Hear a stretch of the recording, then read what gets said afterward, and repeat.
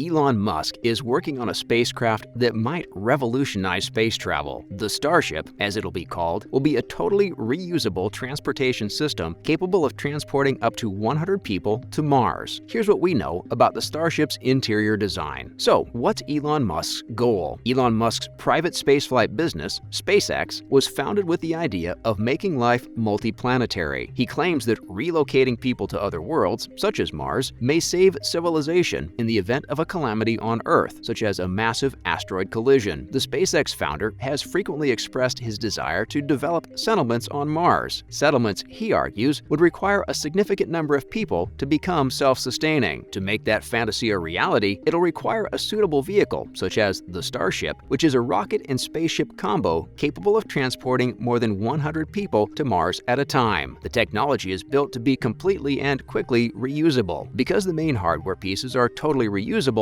they're not thrown in the water or allowed to burn up, as is the case with certain other launch systems, but instead return to the ground to be flown again. Rapid reusability implies that after returning from orbit, Starship can be refueled and ready to launch in a matter of minutes, just like an airplane. This lowers the overall cost of the journey, which is one of Elon's main objectives. Now, let's discuss the interior design of SpaceX's Starship. According to a leaked video, the cabin of SpaceX's Starship spaceship prototype seems to be amazingly spacious. The video shows the vast area, which includes multiple tanks built to handle high-pressure gases. It's worth emphasizing that we don't know the video's exact origin or legitimacy, but one thing is certain: Starship is a large rocket. Starship will be over 400 feet tall when placed on top of its Super Heavy launcher and 475 feet tall when incorporating its launch platform. SpaceX has yet to reveal specific plans for how it intends to fill all of that space, although CEO Elon Musk has touted the launch platform as a means to transport up to 100 passengers at a time, roughly equivalent to 2 tour buses. Private quarters, huge social rooms, centralized storage, solar storm shelters, and a viewing gallery are all part of Starship's crew design. Now we have the interior concept for 100 passengers. From the ground up, the architecture splits the living area into 7 decks, named A through G, to lessen the potential for mishaps associated with attempting to fly over many decks while in zero gravity. There are 2 entrances between decks that are somewhat offset from one deck to the next. To avoid accidental falls while on Earth or Mars, detachable railings are installed around the holes. Except for Deck G, which would be 2.16 meters in height, all decks feature a 2.2 meter tall living space. Some of the blue bars are hand and foot holds similar to those seen on the International Space Station. Hexagonal tiles are used on the floor to represent a platform where passengers can install and remove wall dividers and other objects to suit their preferences and needs. Let's look into Deck A. The gym, an exterior airlock, some storage space, and a pair of toilets will all be located here. To minimize bone and muscle loss, the ISS discovered that nearly 2 hours of activity every day is required. When multiplied by 100 people, 10 exercise machines are required. It's worth noting that some of them are hung on the walls. Since there is no down in zero gravity, making maximum use of walls and ceilings for living space is a motif in this design. The airlock permits access to the outside of the spacecraft while it is in flight, in case inspections or small repairs are required, as well as landing in areas where there is no pre-existing ground infrastructure. Now we have decks B and C. These decks will feature passenger cabins and restrooms, as well as 25 rooms that can accommodate 2 people each. Rooms are divided by movable partitions. During launch and landing, the barriers will be eliminated. If you're traveling as a group, the wall between your accommodations could be removed. For acceleration, the seats are oriented radially, and for entry, descent, and landing (EDL), they are parallel. The seating position and orientation can be altered automatically with an adequate range of motion to accommodate changes in the ship's direction vector during EDL. The seating may be removed, dismantled, and stowed on the Deck A area after launch. Each passenger will be allowed 2 pieces of carry-on luggage measuring 0.5 by 0.5 by 0.2 meters and weighing a maximum of 20 kilograms. Each cabin ceiling will be used to store carry-on luggage. Small windows will only be found in cabins on the ship's leeward side.